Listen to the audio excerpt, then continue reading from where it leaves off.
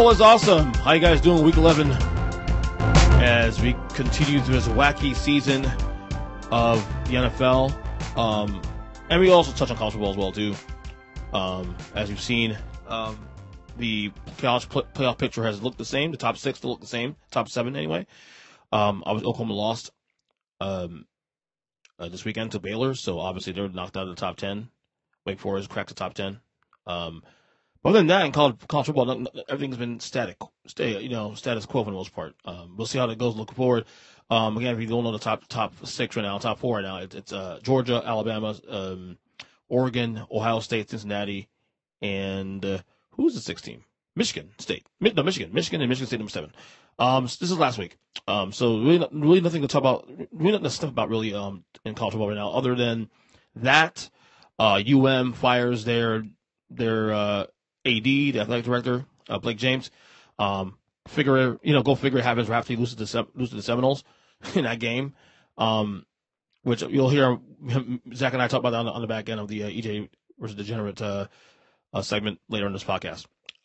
Quick cold open here before we get started. We'll have on the usuals, Mikey B, and we have Kyle Nash and Zach, of course, for the picks of the week.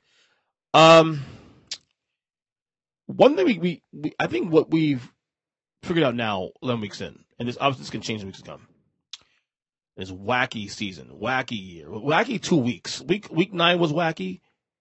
Week 10 not as wacky as week 9, but week 10 was still had its moments. Rams lost again. Bucks lost again. Lots of Ravens lost to the Dolphins on Thursday night. So one thing that's clear right now as we go to week 11 now is we do not, and we probably haven't had this for a while, we do not have a clear-cut Super Bowl favorite right now. So the best way to really discuss these things and discuss, who are the, favorites and this and that is looking in tiers. And the tier 1. And right now, tier 1 is probably, I would say 6 teams, maybe 7, Green Bay. I'm still bullish on Tennessee a little bit, not having Derrick Henry, but they keep winning. Arizona, despite losing this weekend, there's another team that lost this weekend. Dallas, you're looking at Buffalo, you're looking at still the Buccaneers and Tom Brady and the company, But now you have that second tier now, which a lot of teams at second tier, Baltimore. Now the Patriots entered the chat. And now the Kansas City Chiefs are now entering the chat as well, too. And I think this week, if they could beat Dallas, they'll probably be in that Super Bowl tier again. So the best way to discuss these things, the best way to discuss the favorites is not by, one team or 2 teams are the favorites. It's now really, it's a tier. It's doing a tier system. Or a tier system, should I say, if I said it too fast. And that tier system right now is tier 1 is probably about 6, 7 teams, maybe 6 teams. Tier 2, 2 or 3. A lot of posers. The posers out there, of course, the Chargers are posers. Raiders are posers, Saints are posers. The Browns obviously shown to be posers. I would say the Bengals are posers too, but they actually have done much better than we all thought they'd be this year. So I'm not going to harp on the Bengals too much on that one. But we're starting to see a little bit evening out to some degree. There's definitely a bunch up in the middle. But there's still no clear-cut favorites, Super Bowl favorites right now. And that's a good thing. I love unpredictability in the NFL. It's why it's the most romanticized sport in the entire country, even to this day, even with all the controversies. So that's just that. And we'll obviously discuss more with that on this episode, as well as the picks, power rankings, and we'll get Kyle in, of course, to talk about some of the big stories of the week. So here we go. Enjoy the episode. Here's Mikey B. Power rankings, week 11 with Mikey B. What up? Football is confusing. And every week we get through this thing, it gets worse and worse and worse and worse. And it's a good thing, I guess. Makes us work here a little harder on our picks and power rankings, all that stuff. I think one thing that's clear, though, this year is that we do not, and that was part of my whole putting this podcast today, we do not have a clear-cut Super Bowl favorite. We have tiers. We have a bunch of tiers. Like we have a Super Bowl tier and maybe the next bunch. But there's no one team, 2 teams that are clearly the best team in football. Because every week we're seeing those teams get mollywopped the week after. We start buying Rams, Cardinals, And just saying, it's a weird year, but it's a fun year. I enjoy it. That's not wasting time. Fuck it, because I think this top 10 is gonna be probably the most challenging of the 11 we've done so far. So let's do it. Number 10, who you got? Give me the Kansas City Swedish Chefs. They're back. I think back, or that everybody else that was in the 7 through 14 range just sucked wind this week. It's funny. We've gone 2 to 3 weeks of the Chiefs might get the playoffs, but as a wild card to now, they're leading the West now, and I think that's all, folks, because the rest of the division just sucks. This is the first time I've had the Chiefs in the top 10 since week 3. I went a little longer, of course. I sustained to what? So week 6, week 7, I think it was? Yeah, probably. Number 10 for me is the Baltimore Ravens. Disappointing loss in Miami. I mean, again, I had Miami in the points, but short week. I mean, whatever. But again, I'm concerned about Lamar. But with the injuries and more injuries, how much can he sustain between now and the end of December, in January? That's the question. This team struggles because of the fact that all their running backs are in injured reserve. And it just cut Le'Veon Bell today. I mean, that guy was about as useful as a fucking paperweight. So. Oh, I agree, 100%. If you get cut by the Ravens, knowing that what you do is a need, you got a problem. So 10 Ravens. Number 9, you got? Give me Mac Jones and the New England Patriots. Guess what? I do too. Number 9, the Patriots as well too. The AFC is wide open. Can we argue that if we're looking at Super Bowl contenders in the AFC alone, they could be in the mix too? We got this playoffs, given how the conference is kind of just wide open across the board. Sure, especially because of how well their defense is played, and especially because they got the guy in the hoodie still as their coach. That guy. Race goes all the time. I agree with him there. Number 8. I'll put the Baltimore Ravens here. Ugly, okay. Short week. There were some plays in that game that if they go either direction, it changes the way that plays out. Lamar didn't look great, but he also didn't look terrible. Right. Drops did them in. The inability for Hollywood Brown to take the top off of the defense, which is something he's done well all year. That kudos to Xavier Howard and those guys because they were able to keep those guys in check. Bad loss, but in a season full of bad losses, this is one that you can build around. And okay, we did this wrong. It's kind of the way that I felt about Buffalo when they lost to Jacksonville. Bad loss, chalk it up, get rid of it, and move on. Right, I agree. Number 8, they're back. The Chiefs. Patriots, you bum. Huh? How do you have them ahead of the Patriots, you bum? Yeah, because of Pat Mahomes, that's why. That was a big statement against the Raiders, though, to be honest with you. That was a big statement. I mean, not just the win, it's the blowout. It's on the road. Hold on. Big statement against a team that's had more problems in it than the fucking boat trip that the fucking Giants took after the fucking win the division. Oh, the memories, man. The memories. No, I'm gonna go ahead and say right now, I'm that guy. They won 3 in a row, albeit not very impressive the first 2 games of that straight, but I'm there now. They're winning the division now. Nice try, Bronco, Chargers, and fucking Raiders. Nice try. You had a chance to kill these guys, and you blew it. You're done. Chiefs win division. Let's go. Don't sell out on the Chargers just yet. I see enough, dude. Maybe let's wait this week. Guys back healthy. They're still a team that can make a run. I'm there. Chiefs win division. Maybe Chargers is a wild card, but the Chiefs have gotten, and especially if they beat Dallas this week. Especially beat Dallas this week. We'll see how that game goes. All right, number 7.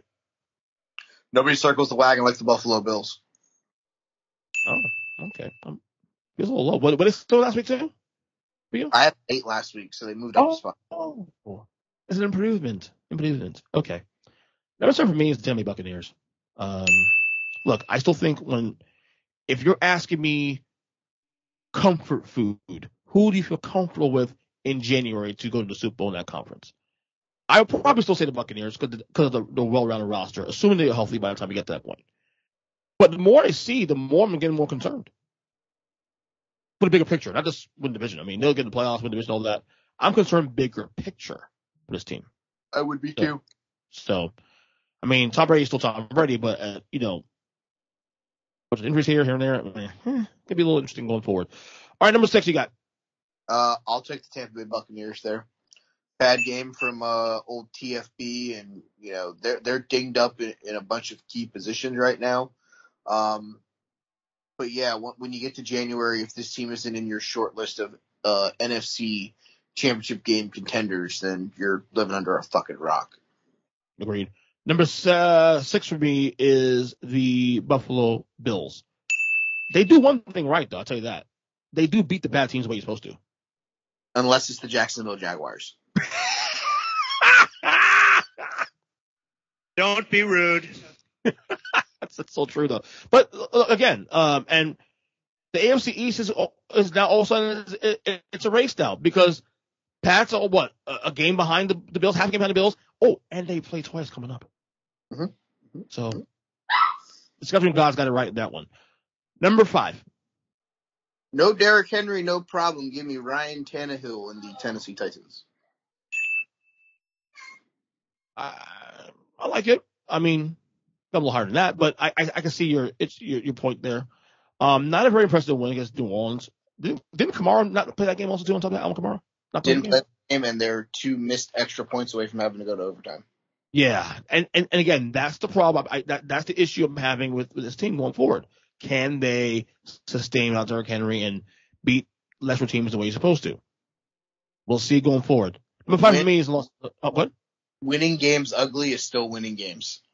That is true, and that's what on my fucking list here. 5 for me is the Los Angeles Rams. That's just a bad loss. Divisional opponent, I get it. That's just bad. You didn't show up. San Francisco was left for dead, and all of a sudden they're back in the wildcard race now. And no, 2 road losses. Huh? No, they're still dead. Only a half game behind them with 7 speed. One fucking home game in fucking 8.5 fucking years. And it was last night against the fucking Rams, where fucking Matt Stafford threw a punt pick and then a pick 6. Matt Stafford gets the fucking interceptions under control. This team is still the fucking runaway winner of that division, and they're probably playing in the fucking Final Four in January. That was my prediction against the Bucs this year. Number 4, what do you got? How about them Cowboys? I like it. Nice bounce back too, especially. I'm stalling here to get my my Cowboys thing here. There you go. How about them Cowboys? Yeah. How about more Dak Prescott and CeeDee Lamb hooking up together? Because I have that as a fantasy football combo that I'm loving. Yeah. They bounce back win in the way. I know it's Atlanta, but 43-3 though. Come on, that's pretty bad shit. That's pretty bad. All right, number 4 for me is the Arizona Cardinals. I know no Kyler Murray, no Hopkins, but you can't get embarrassed. I mean, I know Carolina's formidable to some degree, but at home like that, I can't do that. I don't care if Josh McCown playing back quarterback. You can't. It was the way they lost that was concerning. I'll touch on that whenever I get to them. Ooh, okay. Number 3. Bad night last night. Still a team that you have to put in this conversation. At number 3, I have the Los Angeles Rams. Are you 2 weeks in a row? What I saw from last night, though, is the concern that I have if I'm a Rams supporter. No Robert Woods is a problem. Yeah. 5 drops, 3 of them on 3rd down, and the inability to get the fucking defense off the field on 3rd down by letting Jeff Wilson Jr. and Eli Mitchell run all fucking over you. That's a problem that you figure out if you want to make a run into January. Agreed. All right, these guys, I gave some love finally after weeks and weeks and weeks. The Tennessee Titans, number 3. Again, couldn't sustain. We'll see how things go. Saints win, not very impressive, but look, they're winning. Like you said, winning ugly, winning games, and it is what it is. And they also there's nobody in that division that's blowing the doors off the fucking competition. Indianapolis looked awful against fucking Jacksonville. Yeah, they got a 3-game lead, and really 4 games when you include the head-to-head against the Colts. So They're running away for the division. At this point, it's a matter about getting the bye week and maybe get Henry back in the playoffs. That's why it's important to get the bye week because they said Henry could play in the playoffs. So you get that bye week, that increases some of your percentage chances of him coming back to the team. But we'll see. It's gonna be an interesting race down the pike. All right, who does number 2 work for you? When Kyler Murray's on the field, that's who he works for. The Arizona Cardinals. I'm not as panic buttoned about that loss because it was fucking Colt McCoy at quarterback. It was no Chase Edmonds. It was no DeAndre Hopkins. The defense has half of its fucking team is out with different ailments and injuries. This Cardinal team, when they're cooking on all cylinders with Kyler at quarterback, yeah, that's a whole nother animal. Yes, the loss to Carolina is ugly. Yes, we have to fucking listen to how great fucking Cam Newton is again. Ooh, whoop-de-doo, fucking Basil. At the end of the day, yeah, on the field, they win that game by 30. Yeah. Number 2 for me is... How about them Cowboys? Again, it's not that they beat Atlanta. It's the way they did that. That's a bounce back. Years past, they lose to Denver. That's the start of an avalanche. It's the start of losses and upon losses upon losses. They lose 5 or 6 in a row after that in the past. Right. Now they come. I know it's Atlanta. Whatever. Oh, Come on, right? What? Oh, you don't hear me? Yeah, Hey. Okay. Number 1, who you got? Pretty easy. He's back. Aaron Rodgers and the Green Bay Packers. As my friend Kyle Nash, who'll be on this next segment, says, Aaron, Charlie, and Rodgers as well. Packers. Number 1. Rodgers. It's their defense, though. That's scary. Buddy, it's all of it. It's all of it. When that thing's cooking all together, yeah, good luck, guys. Because that offense could go off for 45 and you could score 3. Yeah. I think, And by the way, Aaron Jones is going to get a break with an MCL injury, and A.J. Dillon is still going to run all over everybody. Yeah. Rodgers has help this year. Who knew? All right, sad 5 quickly. 28, who you got? 28, I have the New York Football Giants. I do as well. 29. Falcons. Really? Wow. The Jaguars at 29. 30. Fuck Mike White. Me too, the Jets. Remember that 2 weeks ago? He's coming in Jesus? Yeah. Yeah, don't worry, he beat us, and then he turned into fucking Mike White. Exactly. Mike White. 31. Texans. I went Lions. A tie. Hey. 32. Lions. Texans. I mean, you could go 31A, 31B, whatever. Both big teams are fucking horrible. You have no wins. I know.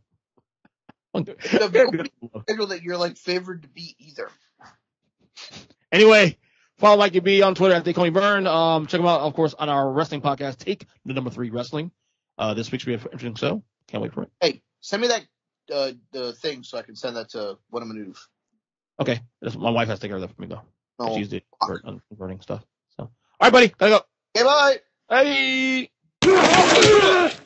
Student report, week number 11. The man, Kyle Nash. Sir, how you doing? How was your weekend? Good to be aboard. Weekend was fantastic. Did you realize that Disney found a way to make a damn theme park out of a stupid shopping mall? I'm 8 hours at Disney Springs the other day, man. What the F is that? I was there actually for the first time with my wife and a couple of friends around this time last year. Yeah, it's craziness, man. You can spend a lot of time there and lose a lot of money in the process. Anyway, I swear to God, well, I was masked up with a record, but I don't. Yeah, money pit. I tell my wife the whole time, Disney World, Disney anything is a money pit for me. Oh, dude, to kind of put the cherry on top of, from my perspective, the best Disney shirt I've seen is that it has the Disney font, the way that you write Disney, wherever you see it, whether it's on the park or for De Plus or whatever. In that font, it says, something along the lines of the most expensive trip ever, or something like that. It was more clever than that. But the fact that that's sold with the actual Disney branding and font, I'm like, whoa, we're leaning into that. Interesting, Yeah. But yeah, it's there is nothing shocking that is in fact the case, and I'll leave it at that. Right. Okay, we're talking football, of course, on this. Wow. The Chiefs. Are they back? No. I mean, when you say back, do you mean Michael Vick coming back in, I think it was like 2013 or so, 2011, 2013, that area to the Eagles? Or do you mean Texas Longhorns, Miami Hurricanes back? I like that. Well, to be fair, I mean, it is a good analogy because, Chiefs are technically have been in the Super Bowl the last 2 years and, won a championship 2 years ago and all that. So it's not like they have been a good team in recent memory, but, I mean, quiet as kept, they have won 3 straight games, and albeit those first two games of the streak was not very impressive, but here we are, and all of a sudden we gone from, in a span of 2 or 3 weeks,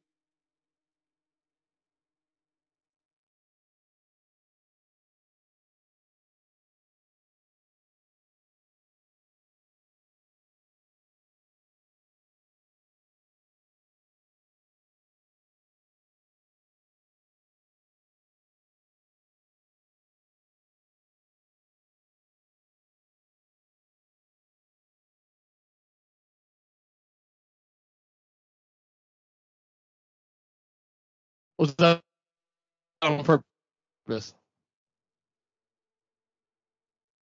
Interesting. Okay, I just got you back. I think we have a problem here. I think. Yeah, I just got you back. Okay. Is that on your end, internet? I don't. That the reason I went to Disney Springs is Aaron's cousin was in town, and they went to the T-Rex Cafe, where I think they were seated inside of your laptop to have lunch. I'm making a dinosaur joke. Real quick, so the last 40 seconds, I did not hear at all. You were literally mute for 40 seconds. I don't know if it was internet. So were you. I don't know if it was a joke. No, I stopped talking maybe you reply. No, it's Spectrum. You hadn't had a chance to say anything dumb yet, so you know it wasn't that. That's right. So what was the last thing you heard? The Chiefs? And me saying that the AFC West has gone kind of weird the last couple of weeks? Yeah, and well, for me, the biggest telltale kind of sign thing that this is a more impressive win than the other wins is that it was that divisional game, right? And see, the tough part really is wasn't it just this time 2 weeks ago, EJ Christian, that we were talking about Derek Carr being the quarterback that's playing the best in the NFL, right? Or at least in the division. I don't know if we said the whole NFL, but the punchline being, all of a sudden you have what I like to call a dyslexia game where the numbers flip flop in the score, and that's, man, listen, to be in the business of betting and prediction, to be a degenerate like you and you are with Zach and some of the people to bet these games, man, I'll tell you what. I could say whatever I want. Y'all fools are braver than me to be doing that ish right now in this environment. And I'll leave it at that.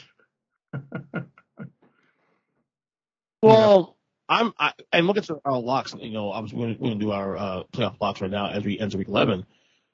But I'll be honest with you, man. I think this is something. I mean, Casey always has tough games. Look, I'm not ready to put him as a Super Bowl contender right now, just based on just what we saw this week. I need to see more. But I will say that, and I know you and I and Jim had this conversation. I opened my morning yesterday having this conversation with you and Jim before I went to work yesterday over breakfast. Okay, and you guys gave me shit. The Chiefs are back. Now, as you deserve. Initially, when I said the Chiefs are back on social media, it was a trolling thing. I was trolling mainly Jim because Jim is the one that's like, why the fuck he's got so many power rankings? You know what I mean? So I did try to throw the jab. Convenient enough, this week the Chiefs play who? The Dallas Cowboys. his Dallas Cowboys. So if the Chiefs win against a team that I believe is a Super contender and right now number 2 on my power rankings, for the record. Oh, you're still singing that Dallas Cowboys to the Super Bowl song, are you? That's cute. Oh yeah, they're in that tier. If they beat the Dallas Cowboys now this week, that's not 4 wins in a row. That's 2 wins against 2 quality teams. We have a conversation here about the Chiefs in the Super Bowl. At least being in that ilk, anyway. And remind me, what's the quality win that I'm supposed to be impressed about from the Dallas Cowboys? Again, their biggest performance is a moral victory in Week 1 against the Bucs, right? Like, what have the Cowboys done? Right. All right. No, if they beat the Cowboys next week, I'm not impressed. Blow them out. Okay, we'll have that conversation. I'd have to see what happens. But listen, at the end of the day, the Chiefs' defense, oddly enough, held the Raiders to 50 yards rushing, and the leading rusher was Derek effing Carr. Now, I don't know if this is about what's it called? I don't know if this is about, there were 2 turnovers, by the Raiders in the game. It's not like that they played awful, but, the Chiefs also had a mishap themselves, So I'll put it this way. Patrick Levon Mahomes II throwing the ball 50 times doesn't bother me, especially when you have 94 yards to match. What I don't think the Chiefs can keep up is holding Derek Carr as a team's top rusher, especially a group that has Josh Jacobs and Kenyon Drake, right? I don't see that being a regular thing. So if you're saying, well, hey, if we get that's a bonus, we'll depend on winning shootouts. Typically, that's the Chiefs' formula. And in their defense, Travis Kelce's the leading receiver again.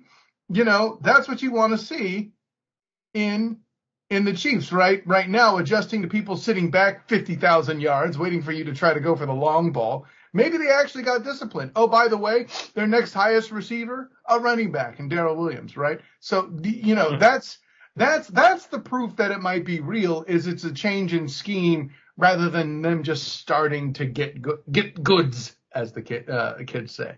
So, GG. What's that? The GG, I think the Richard GG. Yeah. That's what it means. Yeah. Well, not get good. That's supposed to be good game, but Oh, okay. That's what you get for trying to traverse into lands that you don't know. I'm old. I'm old. You're only a year older than me, so we're in the same ballpark. I'm not trying to be cool anymore. I'm not trying to be cool. It just happens. Damn. I'm not trying to say you're not cool. I'm just saying I'm old and I accept the fact, or I accept You said you're old and then pointed out I'm a year older. What the hell is supposed to be implied there? That don't make sense. No, we've been doing shit for 8 years now. I never make sense. Stop trying to Come on, Julius. Step your game up. Let's go to the next topic. Okay. Dallas Cowboys. So it's fair to say, and again, we're going for the hip today because I'm not really didn't have any notes, but it's really, honestly, this is pretty easy. Yes, we feel this differently about Dallas Cowboys, you and I. So because here's the thing with me, and you, I'll have you. No, because I to me, Cowboy teams in the past, you lose to Denver, that's the start of an avalanche. Then you lose more games, and you lose more games, and it's one of those things where the confidence they lose confidence. Whatever. This week they not only beat Atlanta, and granted it's Atlanta, we get that. I'm with you because you and the Falcons, and we call them Falcons. And it's well deserved. I'm in the same boat. It's not that they beat Atlanta. It's the way they bounce back. Look, they are the Falcons, but Kyle, 43-3. Come on now. So, and I'm going to say this, and feel free to give Big Jim of the Huddle Up podcast the audio if he wants to play it on his show, as I will not be making it this week, as I will be covering men's basketball for UCF by way of the black and gold banneret as they take on the Jacksonville Dolphins, University of Jacksonville. By the way, that's bing for Huddle Up and bing for the black and gold banneret. Yeah. But here's the way I'm going to describe this. Okay. What you have here is a team that had a misstep and lost big, and then came back the next week angry, and laid the absolute bejesus upon their next opponent. Who does that sound like, Ernest Christian? The old Patriots? Yes, darn right you knew it was your old Patriots, Pats fan. Damn straight. In a division with a garbage schedule where they happen to have other garbage teams on it, and they make a misstep, and then they respond the way they did. That's Patriot-like. Right. Right? Yes. Accurate. Factual. So, if your actions are Patriot-like, that definitely means you're not a bottom feeder. And by the way, these are my words, not the words of a Pats fan. So, don't call me home. I allegedly am, apparently, according to you. But okay. Yeah. I mean, have you heard you on podcasts? All the time? No. Your kid's named Logan after Logan Mankins? I'm not stupid. Logan Mankins was a Giant, too, though. So, hey. Yeah, you must have been conflicted.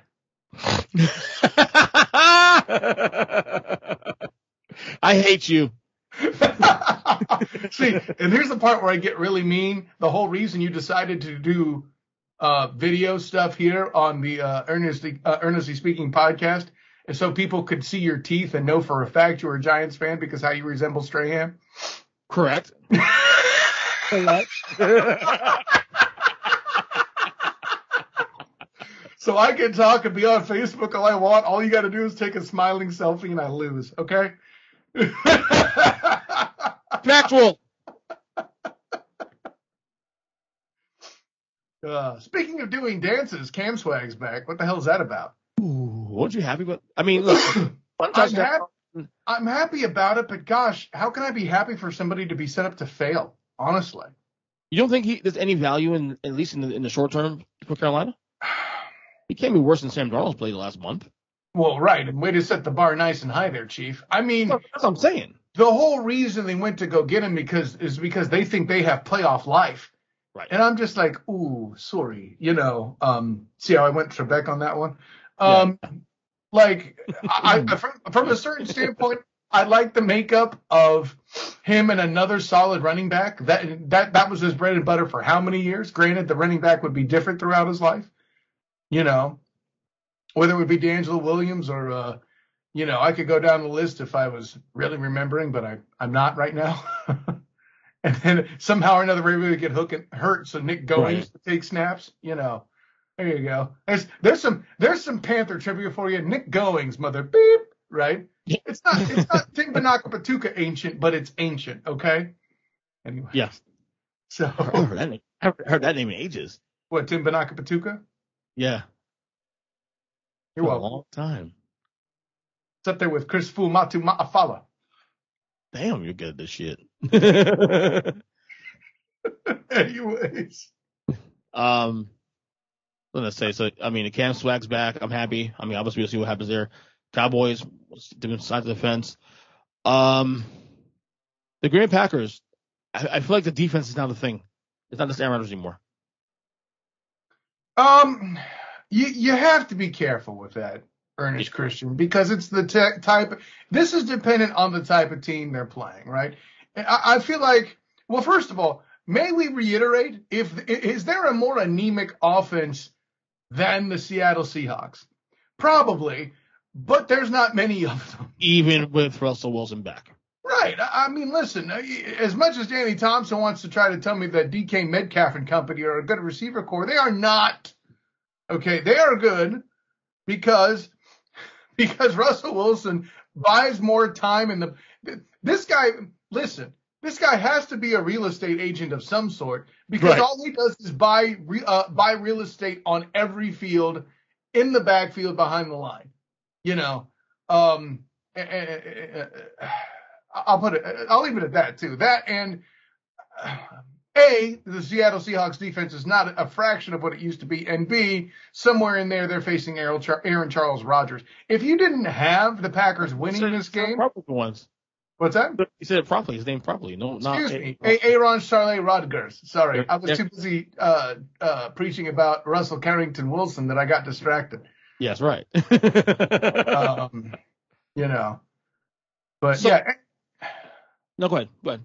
Aaron Charlotte Rodgers is going to cancel out any defense. I get it. But, like, if you keep your gaps and play disciplined, you have a better chance of actually beating the Seahawks in this day and age, I would say. No.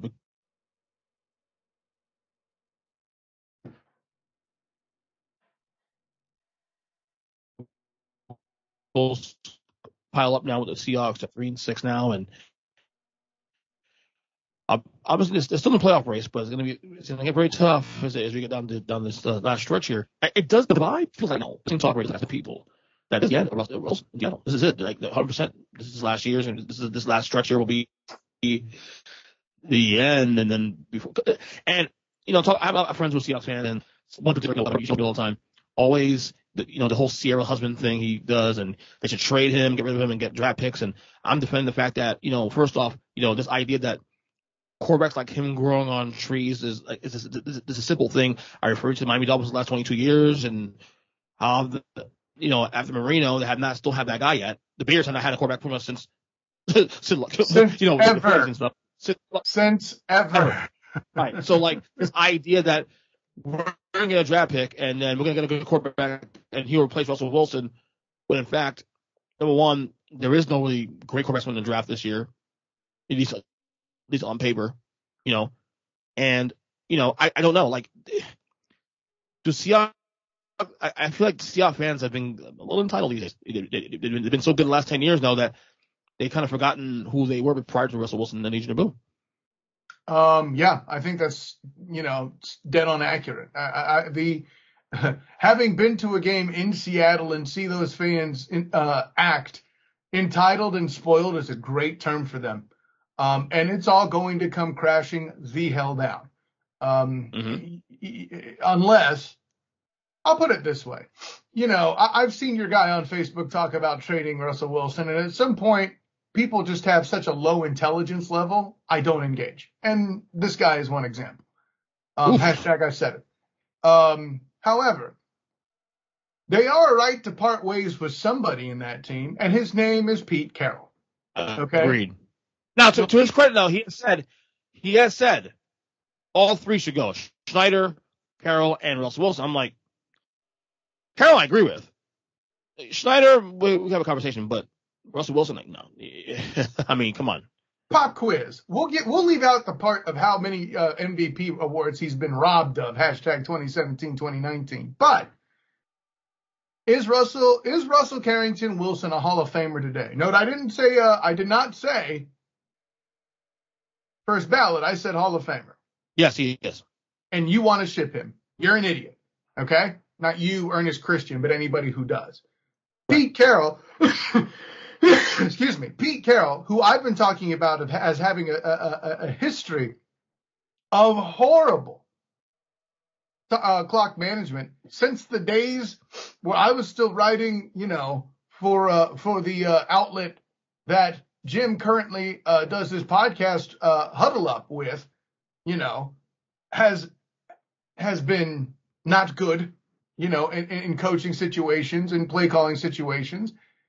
And what has he done? The whole reason he's there in the first place was to escape USC. Okay, fine. But I'm just taking shots at this point. But my thing is, what has been explosive about the Seahawks offense at all since Marshawn Lynch retired?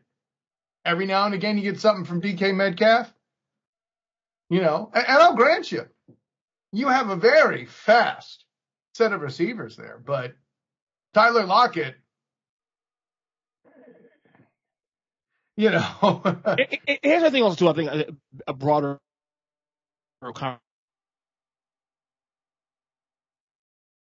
the death is a death.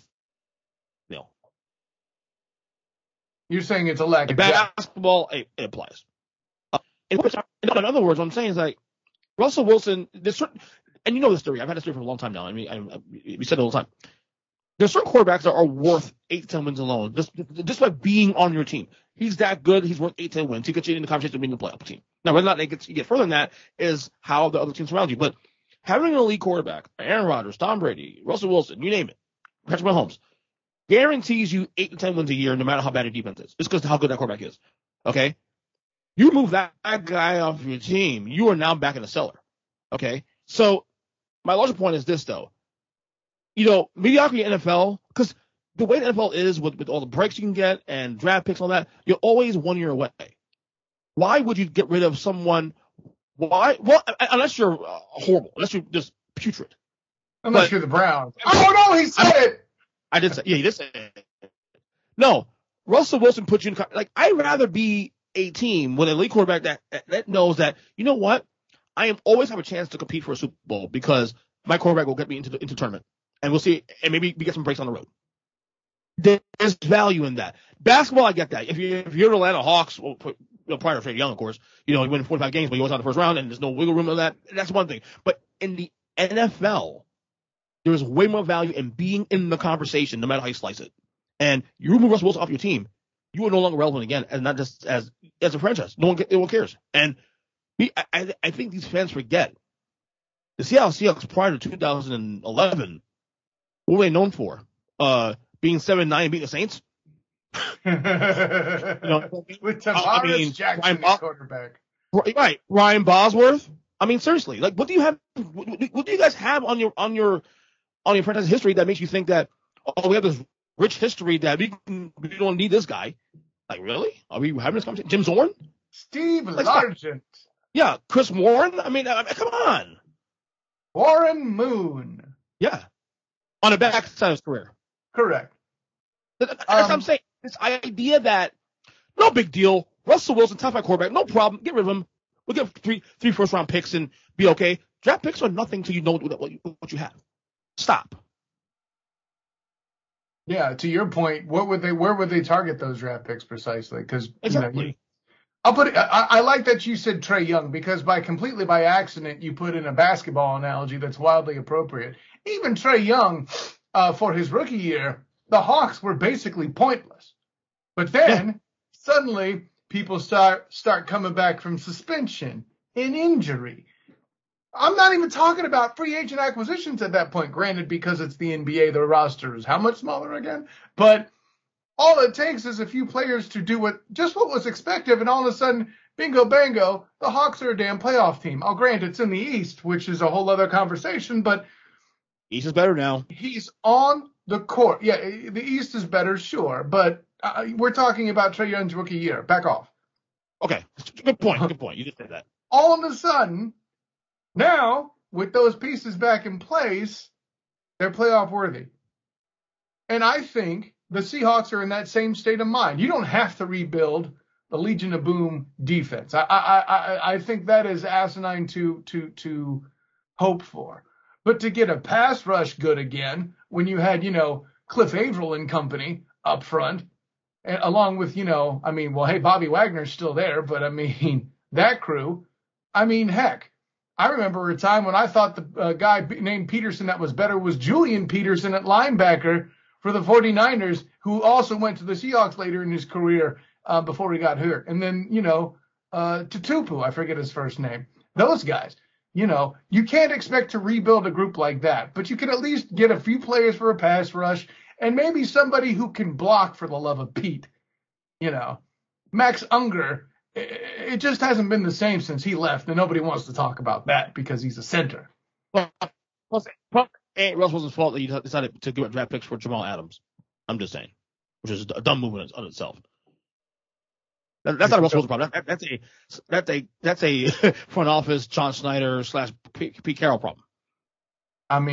Listen, you got a team like the Texans who are desperate for draft picks, and you can probably get Laramie Tunsil for a steal. I'm just saying. Right. Okay, let's get to the locks. So if the playoffs are today, right now, as I get this here, conference standings, here we go. If I only have it here. So let's put the conference, AFC, NFC first. Which one to do? Man, I feel like the NFC will be easier, so we should do that first. Okay, so right now, your 4 division winners currently right now are the Green Bay Packers in the north, the Arizona Cardinals in the west, Dallas Cowboys in the east, and the Tampa Bay Buccaneers in the the South. Your 3 wild cards right now, currently, for the start of the day, are LA Rams, New Orleans Saints, and the Carolina Panthers at 5-5. I think this is pretty simple here, most part. I mean, you're the student of the game, so go ahead. What holds here? What's holding? Well, I mean, as much as people want to doo-doo on the Rams because they made a mistake here or there, I think they and the Cardinals are both locks to make the playoffs. It's a matter of who the winner is, right? Everybody's cool with that. I mean, what do you feel good about the 2 win division? I mean, mathematically, I got the Cardinals. You know, I feel like, granted, I know Kyler Murray has dealt with injuries getting nicked up here and there, but I mean, at the day's end, they just got too much in my mind, right? Right. I mean, even without J.J. Watt in the game, their defense is still pretty lethal, you know. Mm-hmm. I have them doing their thing. I can't guarantee that they'll come out against the Dallas Cowboys, who I think are obviously locks, or the Green Bay Packers, who are obviously locks in the standings. I still think today Aaron Charlotte Rodgers has enough to make them the top seed. I think that will happen. Okay. The Bucs have had too many setbacks by their own hand here. I mean, how the hell do you listen? I need some beer because you lost to a Heineke. Okay, that's all I'm saying. That was great. You like that? Anyways, you know, so they may actually very well be a 3rd or 4th seed and thus, in my opinion, take themselves out of true Super Bowl contention because we all know how Tom Brady does on the road in the playoffs. Hashtag I said it. You did say it. I love when you do that. I don't know what it is, but that's one of those little drop-ins that makes me smile. Anyways, so yeah, years, but I ain't gonna stop now. Right. So I'm gonna go. Here's what I see. I see Pack, Cards, Cowboys, Bucks as your top 4, right? And we'll leave that at that. What's that? Okay, so basically we have a race to 2 spots here. And I think now, I mean, and we were saying this too when Winston, I'm not even saying that it might be still be the same thing if Winston was still alive. Well, not alive, was still healthy.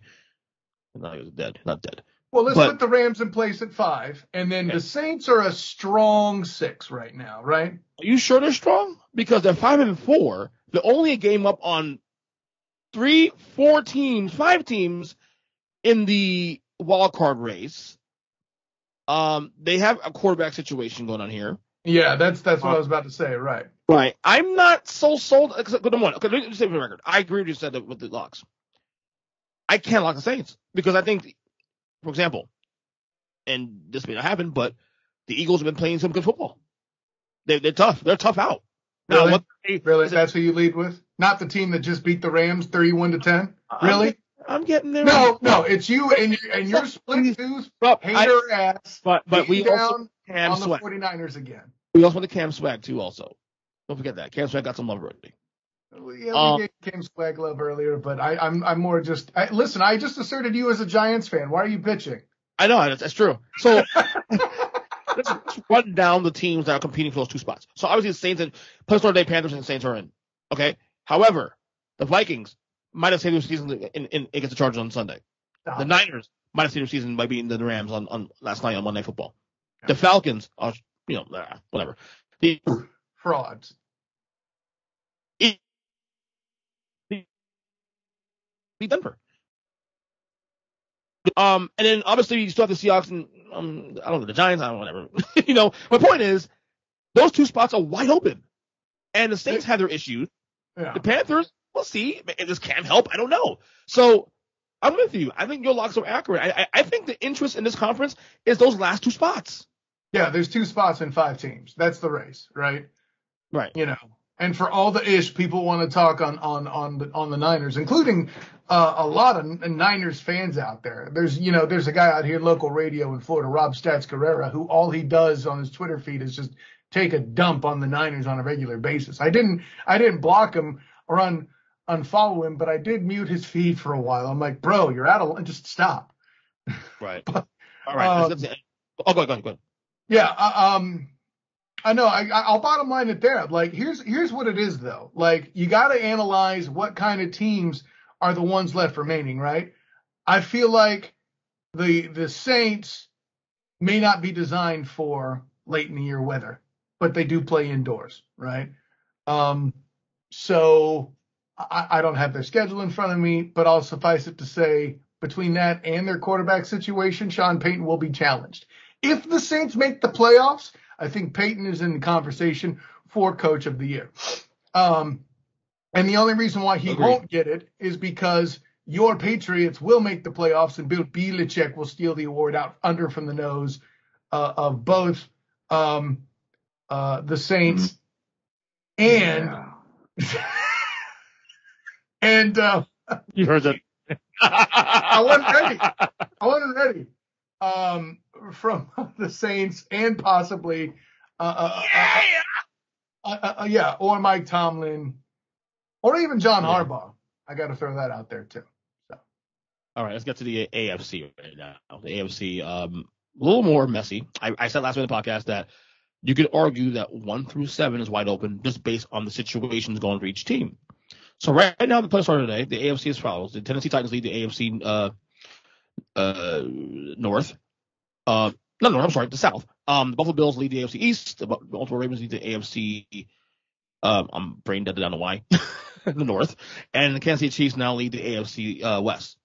Your playoff teams right now, if it starts today, are as follows: the 5-seeded Steelers, who had a tie against the Detroit Lions. The 6th seed is my New England Patriots. And the 7th seed is the Los Angeles Chargers. However, there is a complete clusterfuck between 1, 2, 3, 4, 5, 6, 7, 8 teams, all with 5 wins. And I made a case a couple days ago on my podcast for the Dolphins get some ground if they can run the table at least next month. Yeah. By the way, we've caught on to you talking about the Dolphins a lot to throw people off the scent of you being a Patriots fan. You need to stop that shit, okay? I live down here. Why not? I live down here. Stop it. I know. And Dan Le Batard is good. He's just not a sports guy anymore. Anyway, can I shock you real quick? I have one lock here only. Okay. I'm gonna shock you. I have 2 locks here, but one lock definitely in terms of the division. Chiefs. Just the Saints. Stop it. Get out. You tried and get out. Broncos, Chargers, you tried and failed. Chiefs lock them up. Tennessee by default. Tennessee by default had a big lead. Tennessee didn't play how you sliced it. Although, I mean, the problem is, do you see Tennessee failing in the next couple weeks? Because I mean, if teams catch on, they're still going to win the damn division. Probably. They're up 3 games, Julius. Okay. So Texans, Patriots, Jaguars, Steelers, Niners, Dolphins. They're okay. There's at least 10 wins. 10-win season here for the Titans. 2 Texans game, a Jaguars game, 11 wins there. Oh no, they've already played the Jags twice, I think. No. If they do, once. They put on 12th of December. Oh, okay. Yeah, okay, you're right. That's the one late in the season where the Jags are not at home. That's correct. Yes. Right. I had to think about that. So Titans are a lock, no matter probably division at this point now. 3-game lead, 4-game lead. Really think about the head. But my whole lock is the Chiefs. That is it. Okay. Motherfucker. And listen. I appreciate your aggression. You were a genius on the Huddle Up podcast. Bing! When you said that this year's Alabama Crimson Tide football team was going to be the greatest of all time. You nailed that one. So I have every reason to believe that this ridiculous horse maneuver of equine BS. That's right. I just combined the S with horses and bulls for this take of yours. Just stop it. Okay? Come on, man. What are you? I know you're in Miami and you're talking about the Dolphins, but the Canes aren't back. Stop it. Okay? By the way, thank you for sitting to make that joke twice. And I just catered to you as an FSU fan. Now I feel dirty. Anyway. Where's the Rock? I need a hug. No, but the Titans for me are the clearest far and away lock. And you said you had 2 of them once you had half a brain. I don't blame you for leaving the AFC East wide open. How can I? The Patriots, The Patriots are 6-4, and we're just 2 weeks removed from the Buffalo Bills losing to the Jacksonville Jaguars 9-6. I was there. And guess what? They still have to play 2 times. Yeah, you're right. The game's ahead of them. So, right. Yeah, let's flip. So, yeah, even over and above that, that's a thing. The Steelers tying the Lions has actually hurt them a lot more than people were willing to acknowledge, in my opinion. I think the Ravens are a lock. The Browns are landsliding and may take themselves out of the playoffs. The Bengals we're coming slowly back to earth, but are still a good team. And I just can't take the Steelers seriously with all the injuries they have. TJ Watt getting hurt is a bigger deal than anything that's happening on their offense, in my opinion. Right. So, I haven't seen the timetable yet on TJ Watt. That would help my decision here. But no, I'm still calling the Ravens a lock. Is it in part because they were my Super Bowl pick? Yeah. But for me, I have 2 locks. They're just the sane ones. The Ravens, tough loss in Miami last week. I just can't lock them just yet because there's just too much going on in that division. Pittsburgh, Cincinnati, we'll see they turn it around. Bye week, what happens coming out of the bye week. Cleveland is still talented enough to turn things around. Are they though? It's why that if they get in the playoffs, Lamar Jackson MVP. Do more or less. I think if the Ravens make the Ravens making the playoffs is not what makes L-Jack the MVP. He's just, by the way, can you dumbass people stop with the Tom Brady MVP bullcrap? This is about the worst take in sport. Okay? Your boy Belichick is just about to get in the playoffs and prove me right yet again that they're about a COVID away from getting in there last year. And now you want to keep floating this Tom Brady narrative. Just stop it. He just lost to a beer. Stop it. All right. So that will do it for this week's Student Game Report. So your only lock is the Ravens and Titans? That's it? Yeah. I mean, and while I joke and come at your expense, for the Chiefs pick, man, listen, with the physics, especially in the AFC West, what they are, the Chiefs don't even have the best divisional record right now. And I'm not, and for that reason alone, I can't sign off. But they're going to. Their conference record, let's put it this way. If it comes to tiebreakers, they're screwed, Ernest Christian. Okay. But they're 2-4 in the conference. That's a big deal, man. And I agree. But in terms of division, though, they're going to take care of business. They're going to take care of the Chargers are on the way down. Raiders are in flux. Broncos are, come on. They're posers. Who said Broncos? Did you say? You said Broncos. I'm just saying. Those are the teams in the division. I'm locking them up for the division. That's it. All right. Anyway. If you're wrong, you'll have to show your face next time you're at Disney Springs to me. That's the bet you've lost. I always do, buddy. I always do. Anyway, go ahead and promote. What do you mean you always do? You always dodge me. What are you talking about? No. I mean, always show my face and don't be rude. Don't be rude. Wrong. You don't be rude. Don't be wrong. Anyways, of course, I'm coming. What's that? That was Russell Westbrook. Oh, bro, what are you talking about, man? Anyway. Of all the Rusties you got to have a soundbite of, it's Westbrook. Whatever. Anyways, of course, I'm Kyle Nash. Still, you can find me on Twitter at the SOTG. Find me on Instagram as the same, the SOTG. Check out my Facebook as the Student of the Game. Look out for my work on the Black and Gold Banneret covering UCF basketball, men's and women's, of course. Check out my work with the 3-point conversion covering the Jacksonville Jaguars and UCF football. And then also my work with my good friend Demosthenes Euclid. Demosthenes. You like Demosthenes? Demosthenes. Did you check out the National Lampoon's Vacation vid? Not yet. I will tonight though. Step your damn game up because I'm saying I have my outside doing huddle up tonight. My schedule's clear. So Well, and I know it's a little bit of a delay for you because it's a video and not a podcast. So, but also soon, we have recorded the Christmas Vacation episode as well. Student of the Game says, check it out. Of course, my work as well with oldschool101.com's 87BN Sports and the Captain and Company morning show with my friend Captain Chris Hill. Good times all the way around then. Ernest Christian, I'm glad you behaved for most of class today. But until next time, everyone, class dismissed. All right, EJ versus Degenerate with the man, Zack, the Degenerate himself.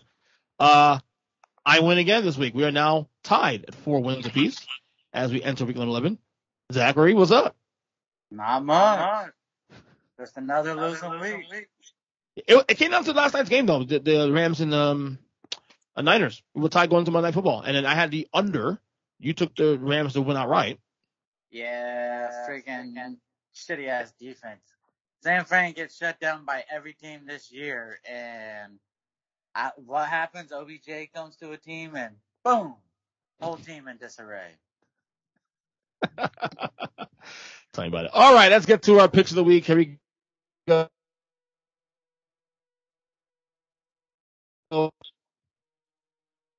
What? Hello? You can't hear me? Now I can. How about now? Yeah, I can. Oh, that was weird. Now. It was like a technical delay. All right, so Super Bowl. I can't remember what Super Bowl was though, but it's basically from 4 years ago, 23, of course. Falcons. Patriots hitting the Falcons. Patriots are 7-point favorites. Over under 47.5. Patriots are back, buddy. Yeah. Oh man, are they back? And freaking Mac Jones is making everybody look foolish. Yeah. You look at the 49ers. Oh, I'm going to go with Trey Lance, a guy who played nine games in 3 years or something like that. Mm-hmm. It's bad. This looks like a terrible draft class. Yeah. All right, so I have the Falcons on the points here. Make it simple here. I think Pats could win this game still, but, I can see a little bit of like a short week traveling to Atlanta. Maybe Atlanta finds a way to bounce back after the embarrassing loss to Dallas last week. I got the points here. Yeah, and I'm thinking New England is riding high right now, so I'm taking the Patriots to cover. Wow. Okay. Next game here, we have the Indianapolis Colts heading to Buffalo to face the Bills. The Bills are 7-point favorites. The over-under is 50. I'm going to beat on bad teams. We know that. Who, the Colts? Well, the Bills are. They're good. Oh, yeah. Teams. Minus what? The Jacksonville game? Yeah, minus that one. Yeah, of course. But, I'm going to go over here. So am I. The Bills have scored 30 points or more 4 out of the last 5 games, I think it was. So definitely take the Bills on the over. Right. Okay. Next game here, we have the Baltimore Ravens heading to Chicago to face the Bears. The Ravens are 6.5-point favorites. The over-under is 45.5. Ravens disappointing loss in Miami last week. I had Miami in the points, but I didn't think they lose it. I didn't think they win that game outright. The Bears come off the bye. I don't know. I think Ravens bounce back here, but I'm gonna take the under. Yeah, I'm gonna take the Ravens to cover because I feel like Matt Nagy got lucky with the last game with the amount of points they scored. So I just don't see the Bears putting up enough points to compete. Right. I'm with you on that one. All right. Next game here, Detroit, the still winless Lions heading to Cleveland, face the Browns. Man, why couldn't you just tell me it was a Thursday night game? I would have won. You listen. This is an order, though. Whenever we do these picks, the first game is always Thursday night game. The first game is always.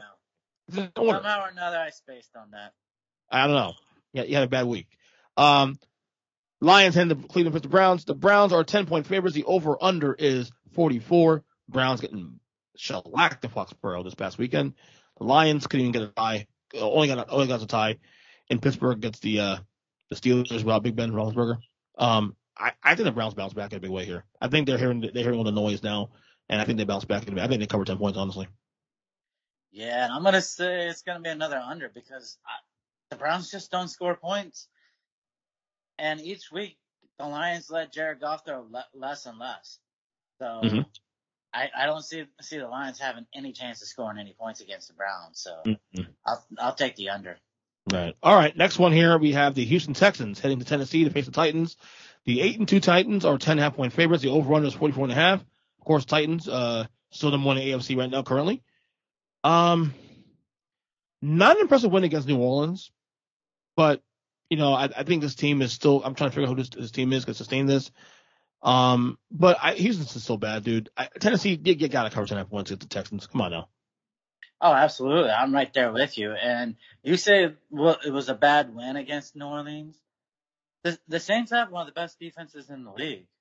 So that's what's kept them in most games. So when I look at what Tennessee managed to do, and now they go to Houston, 10.5 should be easy for them. No, it's worth it. Only the Saints did miss two PATs in that game. So literally 2 PATs from a tie game. Who knows what happens in overtime? So what happens there? All right, next one here. The Green Bay Packers, number one in my power rankings this week, heading to Minnesota to face the Vikings. The Packers are 2.5 point favorites. The over/under is 49. Packers defense is scary. Is it scary or is it just about timing? Because you look at who they played. You got Russell Wilson coming off of 4 weeks of being out. Mm-hmm. You should be able to look pretty good in a game like that. Then you go up against the Browns who couldn't score the week before that. Or not the Browns, Kansas City. Not Mahomes. Yeah. Not Rodgers. Give me the over this one. I wanted to take Minnesota, but my feelings. Every time this isn't that well your feelings though, but this is not a primetime game though. This is definitely a one of the games in the 1 o'clock spot. Game, but it will probably be the most watched game for the 1 o'clock hour. I think that's accurate. I'm gonna take Green Bay cover. Yeah, looking at this schedule, I think you're right about that. All right, next game here we have the Miami Dolphins hit the New York face the Jets. The Dolphins are 3 point favorites. The over/under is 44.5. Hey, remember when Mike White was a thing? Oh, I know. Good Lord. First game was 4 touchdowns? Now it's 4 interceptions? Yeah. Give me under. Divisional games are weird. Give me under. Give me Miami to cover. Really? Yeah. The Dolphins have a outside shot of making things interesting if they can win out next month. Hey, I blame you if I get it wrong because I saw your Facebook post. So I can lean on that. I can't believe every fucking thing on this podcast. This is crazy. You and Kyle and fuck Mike too. Shit. All right, next game here we have the New Orleans Saints heading to Philadelphia to face the Eagles. The Eagles are 1 point favorites. The over/under is 43.5. Eagles have been frisky, man. They are a hard out, dude. Yes, I think of all the wild card teams right now in the mix, those last 2 spots, this is a team I think might be my favorite to make one of those 2 spots. I don't know if they make one of those 2 spots, but they are so exciting to watch. I really hope they keep Jalen Hurts as their starting quarterback going forward because he's just enjoyable to watch. You always feel like he's got a chance. Dude. But I'm going to take the under. Doesn't it feel disgusting to say that, though, as a Washington fan and a Giants fan, giving the Eagles compliments like this? Not really, because Washington sucks. And I think your team's better than my team at this point, so. Yeah, maybe. I'm going Philly here to cover and win outright. I think the Saints going to start going downhill a little bit. So, all right, next game here we have the Washington. Speaking of Washington, your football team heading to Carolina face the now Cam Newton led Carolina Panthers. The Panthers are 3.5 point favorites. The over/under is 42.5. Cam Newton, there's rumors that he might be starting this game too. Would you really start him? I mean, your offense looked pretty good last week. Yeah, but I like entertainment television, and so I start him. Why not? Yeah. Fuck it. Here's what I want to ask you. Okay. Would you be willing to get crushed for one quarter of one game for an entire season for $10 million? Because that's Ryan Fitzpatrick. He signed for $10 million. He played one quarter. I would do it in a heartbeat. Okay. Come on. I just had to get that off my chest. How freaking ridiculous. And how lucky that man is. He's lucky. He's lasted as long in the league. He's been relevant. It's amazing. That said, give me the over in this game. I'm taking Carolina.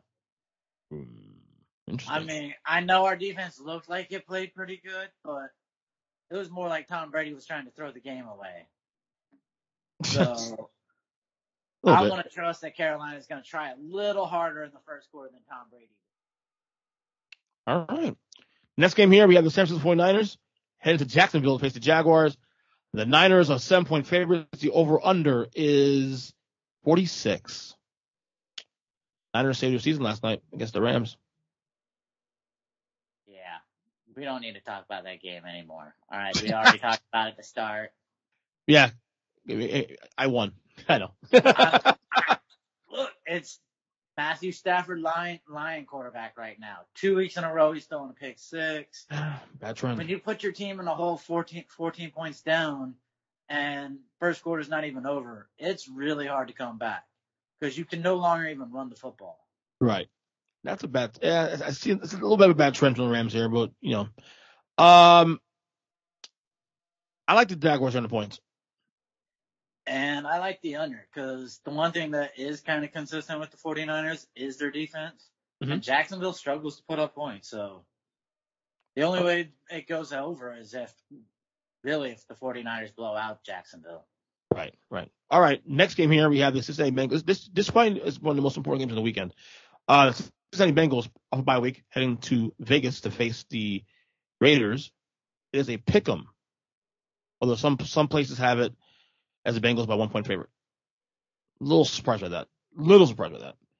In any case, I'm taking the over. Doesn't matter.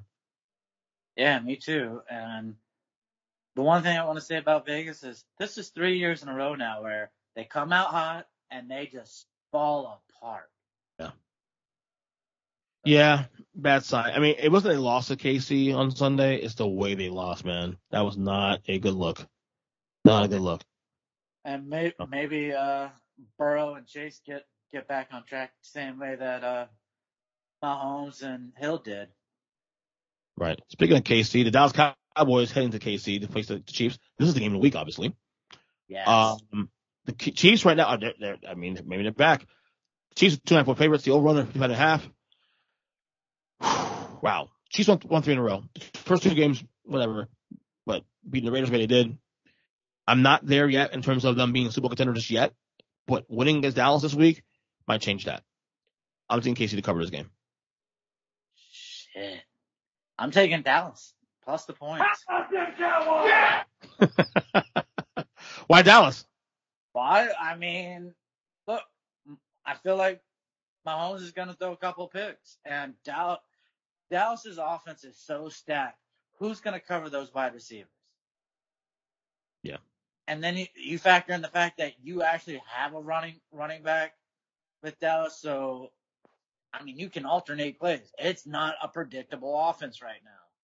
So I'm going to take Dallas, and I think Dallas wins outright. Well, we'll see if what we saw on Sunday is a trend for the Chiefs. Because I think if they win, is Dallas. This is a 4-game winning streak, and then they beat 2 quality opponents. That could be the launching point. But the AFC if you're right and Kansas City wins, I'm on board with Kansas City going deep into the playoffs again. Right. All right, next game here, we have the Arizona Cardinals heading to Seattle to face the Seahawks. The Cardinals are 2.5-point favorites. The over-under is 49.5. Where do you see the Seahawks be a dog? I got no idea what you said. At home. But this team is not that great. Oh, you been saying that? I couldn't even understand. How's that? You hear me now? Off of the game. Yeah. Okay. The Cardinals are 2.5-point favorites. Over-under 49.5. Seattle dogs at home. Very rare to see that. And it's a low dog against a good opponent, so that's kind of strange. Do we know if Kyler Murray's going to be playing this game or what? We don't know anything yet. I assume so. If it was game time last week, Why has he been out? Did I miss something? I have no idea. Okay. I don't know. Not COVID. Yeah, him and Hawkins have missed, both games? Last 2 games? Mm-hmm. So, I mean, I don't even know what to make of the team right now. So, I'm going to take the under. Okay, that's not a bad bet. I'm saying Seattle. I think Russell Wilson bounces back this week. Well, I will say this much, though, Zach, and maybe you feel the same way as I do. This feels like the end of the road for Russell Wilson in Seattle this year. It really does feel that way. I don't know if it's the end of the road for him, but it might be the end of the road for Pete Carroll. And I agree with that, by the way. So, and if he does get fired, he's probably going to sit out a year. Right. Unless he were to get recruited by LSU and go back to college. Well, no. And if he sits out a year, I think he chooses to stay home and be done with football because he'll be 70 years old coming back. Do you really want to go through that at 70? He's 70 right now. He's 70 right now. Oh, I thought he was 68 now. No, he's 70 right. Oh, okay. That's one of the argument. Yeah. All right. 2 more games on the docket here. We have the Pittsburgh Steelers heading to L.A. to face the Chargers. The Chargers right now are 4.5-point favorites. The over-under is 47 points. This is a big game for playoff implications going forward. Oh, it's a big game going forward, but I want to focus in on the over-under. It's such a high over-under for a Pittsburgh team that never scores points. Agreed. And a Chargers team that's fading. Which is why I took the under in this one. Same here. Chargers disappointment in the last couple weeks. Yeah, and I don't know if they can even figure out how to right the ship. Right. Because everything's off. I've never liked Eckler as a running back. He's a great third down back when you need a screen pass, but he can't move a line. So you're resting on that arm of Herbert, and it's not working this year. And the Herbert noise has quieted down after the first quarter of the year.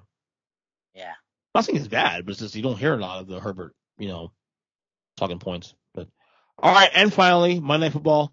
My New York Giants head to Tampa to face the Buccaneers. The Bucs are 11.5-point favorites. The over/under is 50. I'm going to take the old Zack the Degenerate rule. I've known you for now 17 years.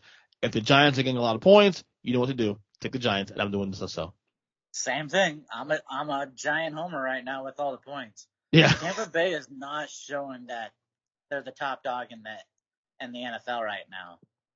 So, yeah, take the Giants plus the points. I was telling Mikey B on the podcast earlier, if you asked me which team in the NFC you feel comfortable with, like comfort food, comfort TV, the Bucs are probably the most comfortable team in the NFC because they have the better roster when healthy. But the more we see now as you get into later in the year, it's a lot of concerns there, a lot of concern. Well, I hate the fact that they're doing more screen passes with Leonard Fournette than they are running the ball with him. The Right. dude is a beast as far as moving the line. So when you need to give your offensive line a break, you run the ball so that they can wear down a defensive line, take the pressure off the quarterback, and instead they're running too many screen passes. Right. All right, bye weeks this week. Only 2 bye weeks this week. The Denver Broncos and the Los Angeles Rams on byes. Who needs it more? Oh, the Rams. Yeah. If they got to figure out a way to get Stafford back in line like he was early in the season, and they got to pray to God OBJ learns how to read a playbook so that he can be out there on the field for more than 15 plays of a game. Agreed. Did he even step on the field from the second quarter on? It was a joke. I was out of it. I was watching the Heat game and that game at the same time, so I was kind of, not plugged in. But I turned on the game in the second quarter, and this game wasn't even a game anymore at that point. Yeah, I gave up in the second quarter. I was like, okay, I've lost. Yeah. Earnest fun. Sorry. Let me brag. We still got another 6 weeks to go. So, quick FSU minute before we get going. Hey, we did it. Beat Miami. Season made. Not yet. That's 1 of 2. We got one more game that matters. If we beat Florida, everything is gravy for the year. Yeah. So I left. So Knowles were up big early. I was at work. Miami comes back, take an 8-point lead. I leave work pissed off, thinking, okay, this is over. Fourth quarter. Then I get to my front door, and I get a text in the Beach Report saying the Knowles won by 3. I'm like, what the fuck happened between the time I left work and 50 minutes later I came to my front door?